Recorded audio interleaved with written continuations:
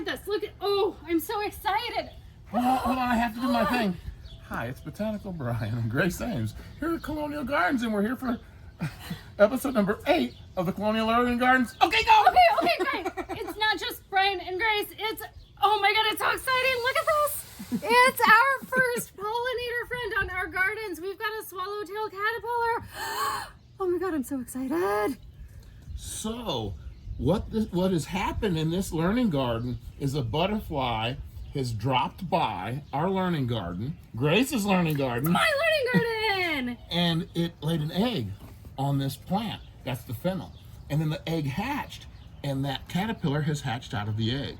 And what's going to happen is that caterpillar is going to eat Grace's fennel, and that caterpillar is going to eat and eat, might even move over to the parsley, eat it up, and then it's going to come up here on a branch somewhere, and it's going to turn into what's called a chrysalis.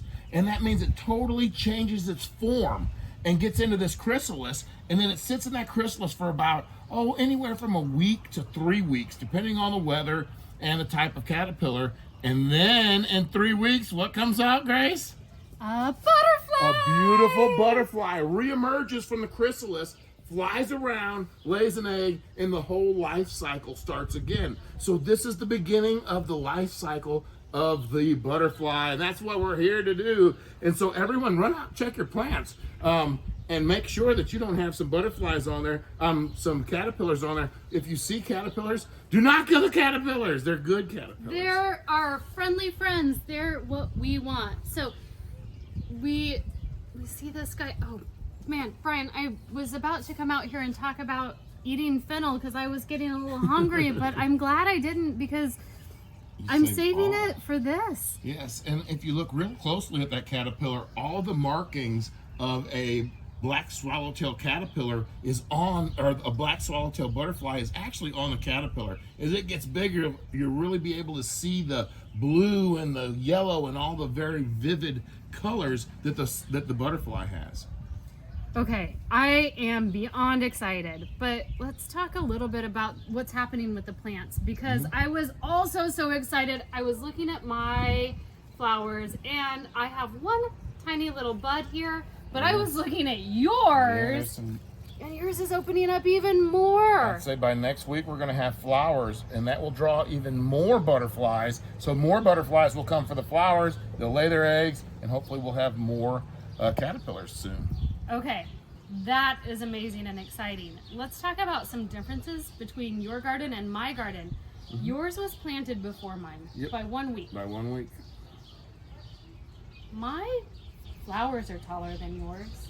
Yes. But this looks like more than 1 week of growth on parsley. Look how tiny my parsley is and how big yours is. I think that's a great lesson to learn about gardening. Everyone's garden doesn't look the same. Everyone's garden doesn't perform the same. And there's a lot of things that go into it. I think yours might be taller because they were a bit more crowded. And mine are a little shorter because there was less of them and they're a little bit more spread out. I think that you may have shaded out your I shaded out my parsley. Yeah, your zinnias were so big it might have shaded out your parsleys. But that's all part of gardening. To me, that's all the fun of gardening is observing and learning those things. Okay, so you said I shaded mine out, so mine got taller because they were stretching towards the sun, They were right? stretching What towards is the that sun. word called again? Phototropism. Phototropism. And then I also noticed this. Your fennel looks great. You only have a couple of them, and my garden, well, I'm a little more chaotic than you are, as we know.